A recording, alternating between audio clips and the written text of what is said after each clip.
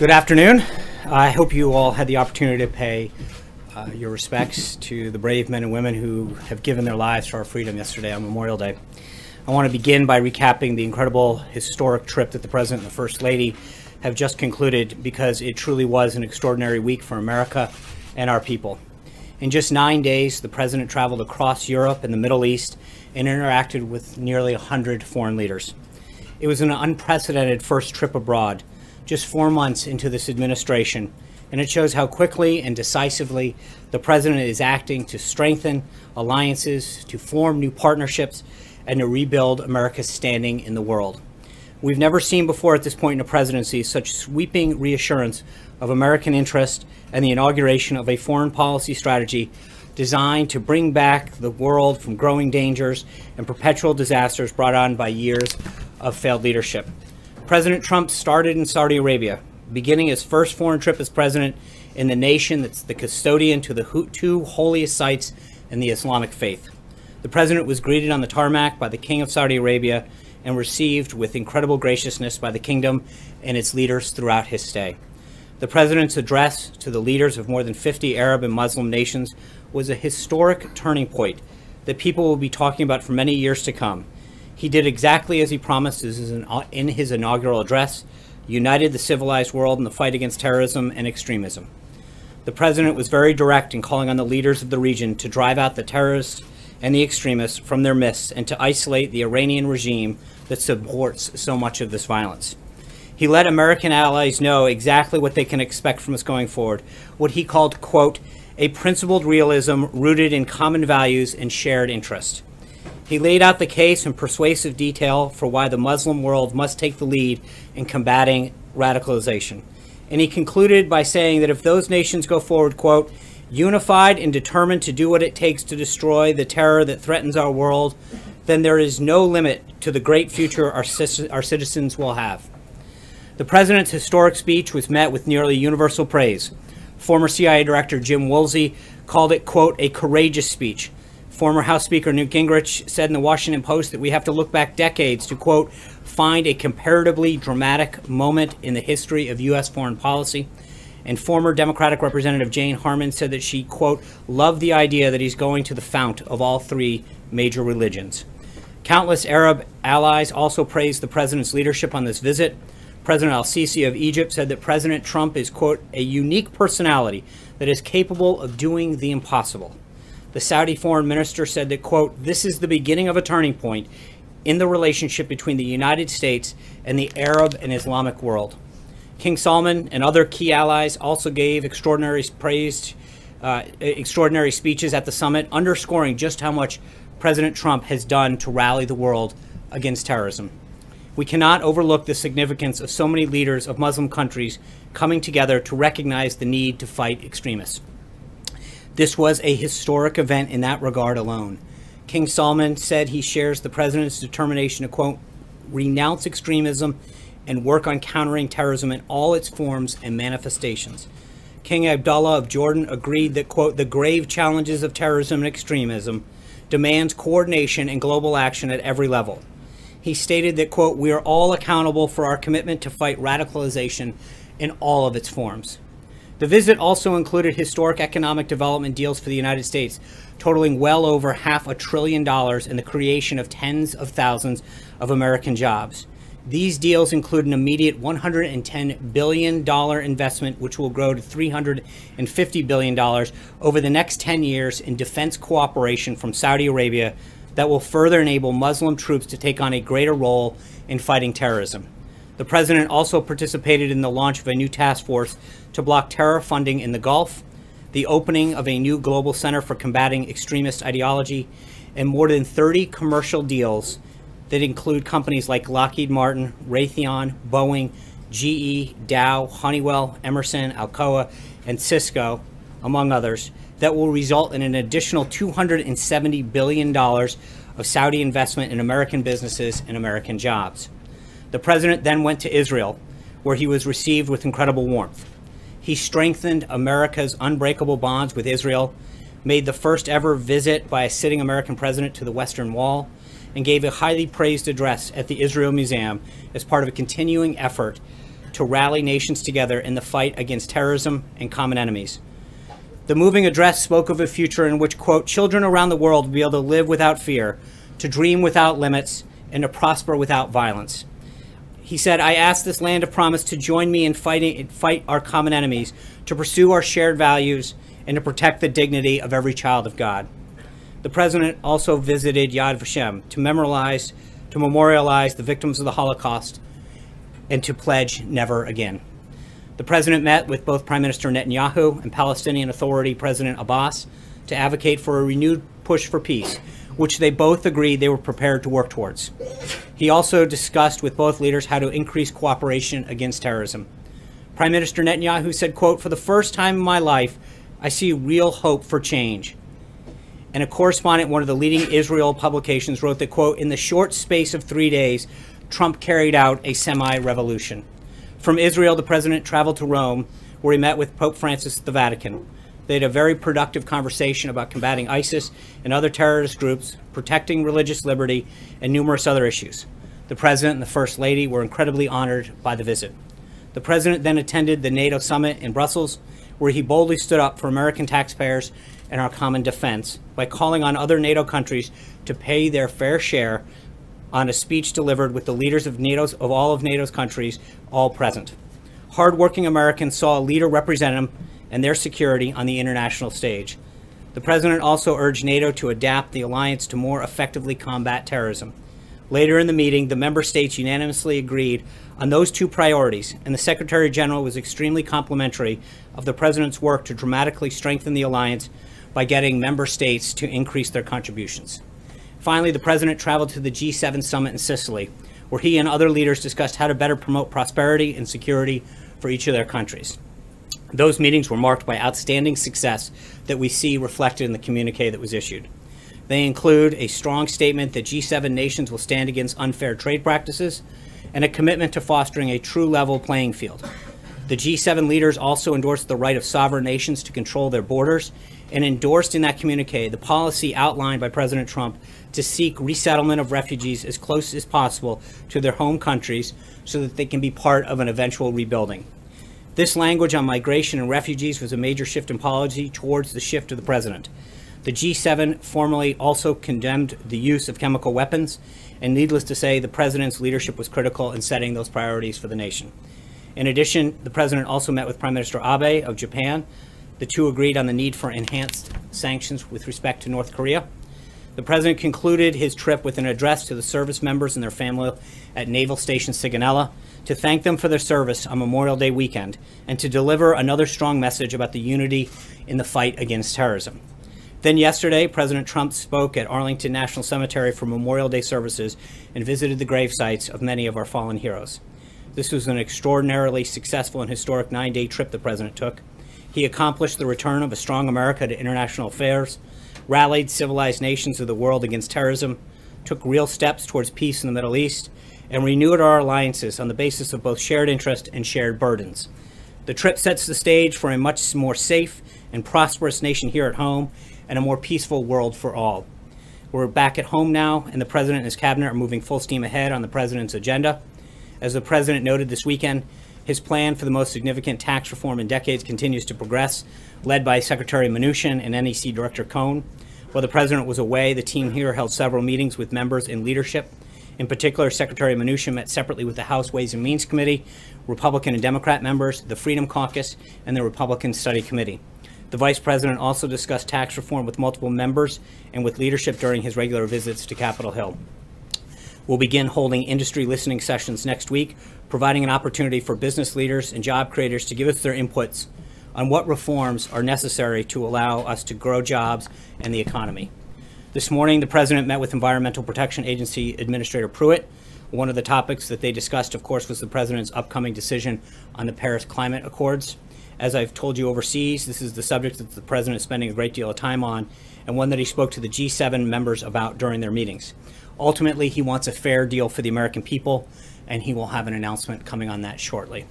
Also today, the President's trade representative, Ambassador Robert Lighthizer, is having several meetings with representatives from the Vietnamese government, including the Prime Minister and the Trade Minister, ahead of tomorrow's visit between the President and the Prime Minister.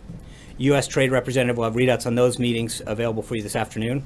Ambassador Lighthizer will also be speaking at the Chamber of Commerce Gala this evening for the Vietnamese Prime Minister. That speech should be available via the U.S. Chamber's Facebook page. During his speech, Ambassador Lighthizer will highlight the developments of our bilateral relationships with Vietnam over the past 2 decades, while underscoring the work ahead in addressing the challenges presented by the recent sharp increase in our trade deficit with Vietnam. As the President has made abundantly clear, trade deficits and unfair trade practices have disproportionately hit American workers. Through a robust and varied trade agenda, this administration is strengthening our important relationships with partners like Vietnam by leveling the playing field with American businesses throughout the world. And with that, take your questions. Phil. Yeah, to the issue of the Russia probe, I'm wondering, Sean, if you can tell us when the President knew, whether the President knew at the time that Jared Kushner was seeking to establish back-channel communications at the Russian embassy to the Russian government.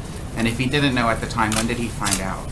I think that assumes a lot, and I would just say that Mr. Kushner's attorney has said that Mr. Kushner has volunteered to share with Congress what he knows about these meetings, and he will do the same if he's contacted or connected with any other inquiry. Did the President discuss it, though? I'm not going to get into what the President did or did not discuss, but what your question assumes is a lot of facts that are not substantiated by anything but anonymous sources that are so far being leaked out. Does he approve of that action? You're asking if he approves of an action that is not a confirmed action. That being said, I think Secretary Kelly and General McMaster have both discussed that in general terms, back channels are an appropriate part of diplomacy. So does the White House dispute that happened? I'm not going to get into it, but your question presupposes facts that have not been confirmed. Francesca. Thank you, Sean. That the President retweeted this morning an article about that back channel that was based on an anonymous source that said that there was an effort to set up a back channel, that it was the Russians who suggested that, and that it was to talk about Syria. Was the President not confirming that there was an effort and the facts that I just said? I think what I just said speaks for itself. But you said that first of all that the article was based on anonymous sources. Which it is. But the Fox article that the President retweeted was also based on anonymous sources. Why are those sources, or the source rather, that they used more credible than the ones in the Washington Post article? Again, I don't think there's two issues at hand. One is the statement that Jared's attorney has provided.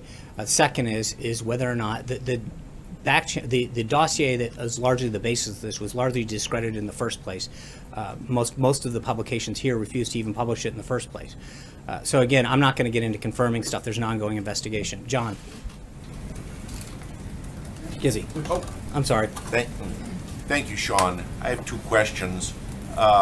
First, the President, for the second time in a month, retweeted his desire for the Senate to reduce the votes to pass anything to 51, which would effectively scuttle the filibuster for legislation as it has been scuttled for nominations. Is this something he discussed with Majority Leader McConnell or any of the Senate leadership before he tweeted it?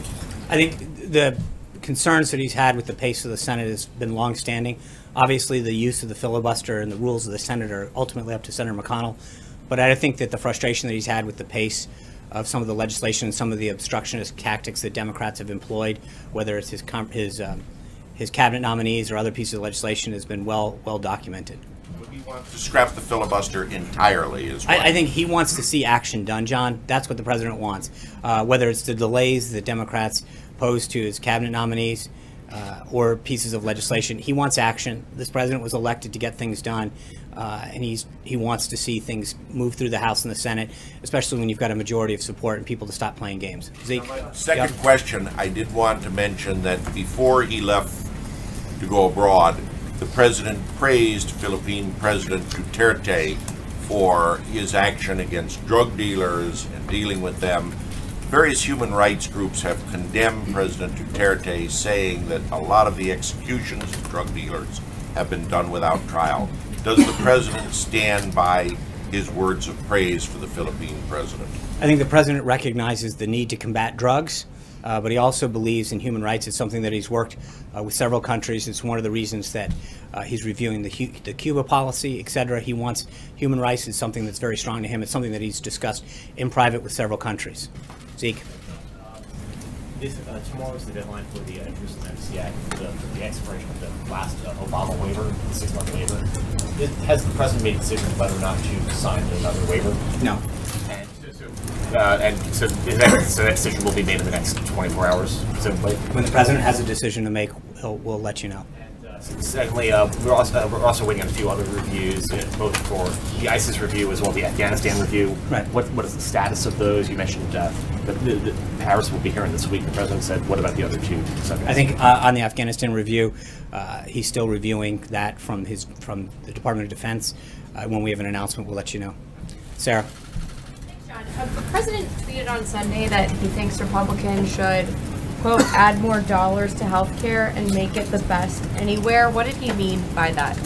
Well, there's a lot of savings that are coming out of the repeal and replace effort right now. I think we're at $119 billion that we saved through the president's efforts. And I think the health care has been something that the president's been very clear on throughout his time as a candidate, well through his presidency, to make sure that the American people get the care and the accessibility that they need. He understands how important health care is. And the bottom line is he's going to do whatever it takes to make sure that people have quality, accessible health care. But add more dollars, did he mean to the high-risk pools? Did he mean to the cost-sharing reduction payments? Where did he want to add them? I think this is the bill's in progress. Obviously, it's in the Senate right now, and he's willing to work with them to do what it takes. Olivier.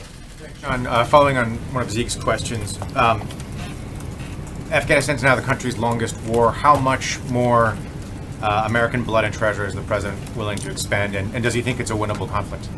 I think the conflict that he wants to defeat ISIS. He wants to defeat al-Qaeda. He wants to defeat threats, to defeat terrorism. I think I just read to you throughout the trip, that was the common thread.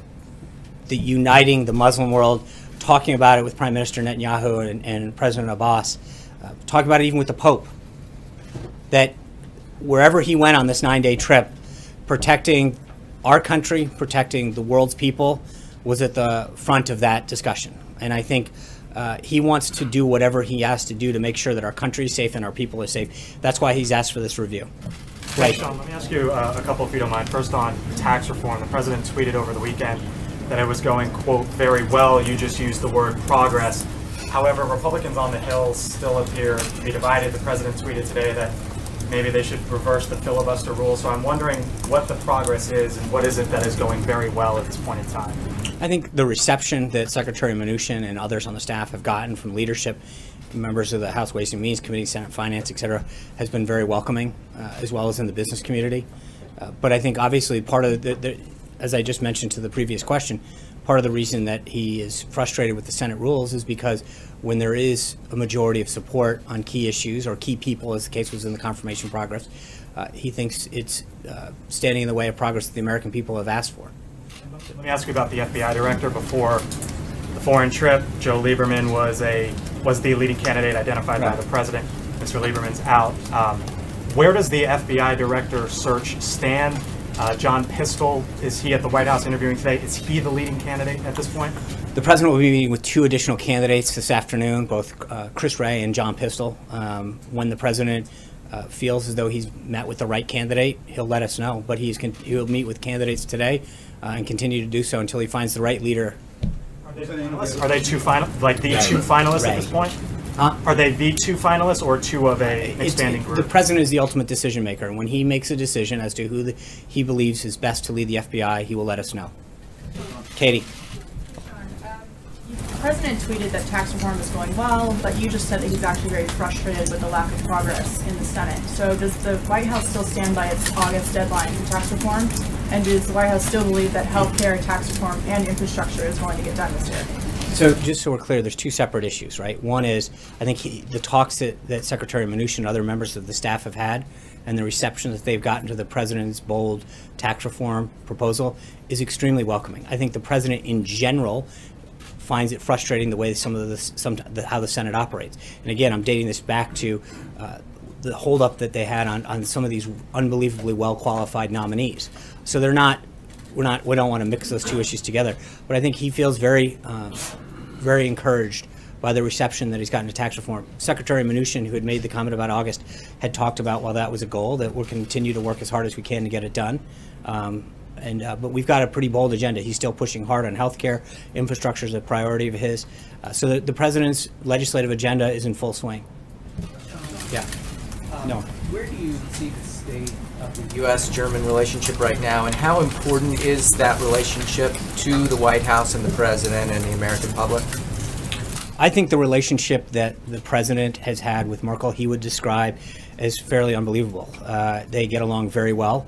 He has a lot of respect for her. They continue to grow the bond that they had during their talks in the G7. And he views not just Germany, but the rest of Europe as an important American ally. During his conversations at NATO and at the G7, the president reaffirmed the need to deepen and improve our transatlantic relationship. And how did he view her comments that she felt that Europe could no longer depend on the United States? Well, respectfully, that's not what she said. So since you're misquoting the chancellor, let me read what she actually said. She said, "The time when Europe could rely solely on others is somewhat in the past. And as I've witnessed over the past few days, Europe must take its fate into its own hands. This means working in friendship with the U.S., the U.K., and neighborly relations with Russia and other partners." That's great. That's what the president called for. He called for additional burden sharing. The Secretary General of NATO said that the president's calls are what's moving them in the right direction. The president is getting results, and more countries are stepping up their burden sharing. That is a good thing for them, it's a good thing for NATO, and it's a good thing for America. Scott Thuman. Yeah, Sean, has the president been meeting with lawyers specifically about defending himself in the special counsel investigation into Russia? I'm sure you've probably seen the reports that Congressman Adam Schiff would like to see Jared Kushner before his committee and possibly even go over his clearances. I'm not going to dignify partisan accusations of anonymous sources and alleged unsubstantiated attacks. So I'm not even going to just. About the president, whether or not he's had any meetings. If the president has a lot of meetings, if the president has a decision on anything, we'll be sure to let you know. Yeah, Brian. First, welcome back, by the way. Thanks. Two quick questions. This weekend, while you all were gone, someone shot up the Lexington Herald Leader, and of course we understand what happened in Montana with now Congressman Gianforte. I think he has a misdemeanor charge of assault. Will this administration take a stand against violence aimed at reporters? We'll take a stance against violence against any individual. Well, and so would you, all right, second, let me follow that up with, would you support legislation? You all have been the ones that have come out screaming against fake media. Would you support legislation that would support real reporting, such as this SHIELD law I've asked you before, such as other... We have a constitution, Brian, that supports the First Amendment, which allows all Americans, and anyone in this country, frankly, the freedom of expression. We support that full. The second question. When you say that you're going to try to defeat ISIS and Al-Qaeda, what are you doing to eliminate the abject poverty that is the breeding ground for the terrorists? As we've mentioned before, his national security team is putting together a holistic solution to defeating ISIS. When that strategy is complete, we'll have something for you on it. So you said that a back channel is an appropriate part of diplomacy. I didn't say that. I said that Secretary Kelly and General McMaster have both commented on that.